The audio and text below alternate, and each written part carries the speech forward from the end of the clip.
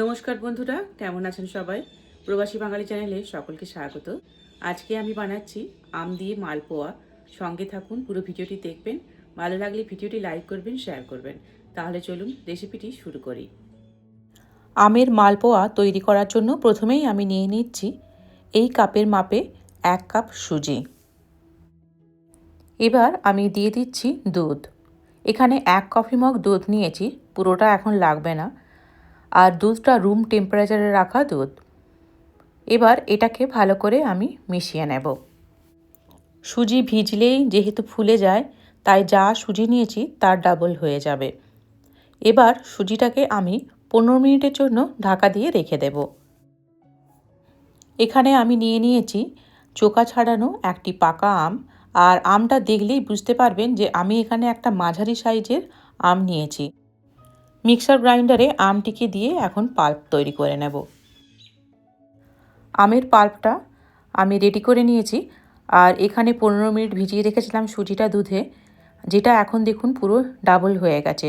পুরো দুধটাই কিন্তু সুজিতে টেনে নিয়েছে। এবার এর মধ্যে দিয়ে দিচ্ছি 1 কাপ আটা, আর দিয়ে দিচ্ছি 1 কাপ ময়দা।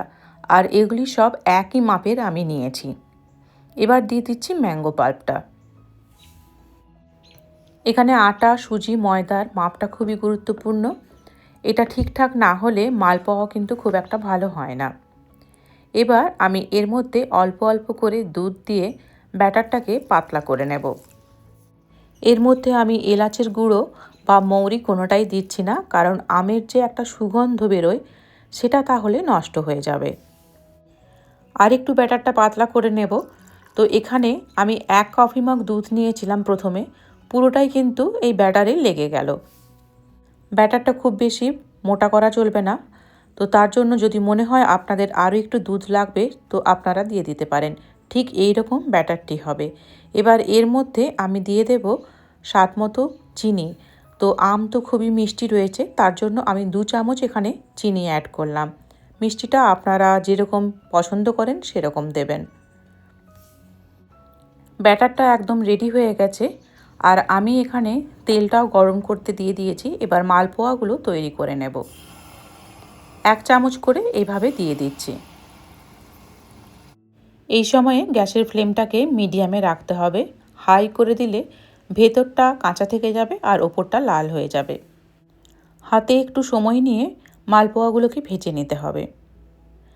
এই যে দেখুন, মালপোয়াগুলো একদম পুরো ফুলকো লুচি যেরকম ফুলে ওঠে ঠিক সেই রকম হয়েছে। ব্যাটারটা যদি খুব ভালো হয় তাহলে কিন্তু এইভাবে ফুলে উঠবে। তো এগুলো হয়ে গেছে, এগুলো আমি তুলে নিচ্ছি। আর এইভাবে সব মালপোয়াগুলো আমি বানিয়ে নেব।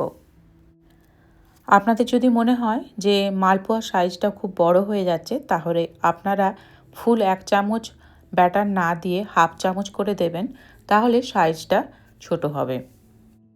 যারা ভিডিওটি দেখছেন, আমি অনুরোধ করব আমের সিজন থাকতে থাকতে একবার হলেও অন্তত এইভাবে আমের মালপোয়া বানিয়ে দেখুন।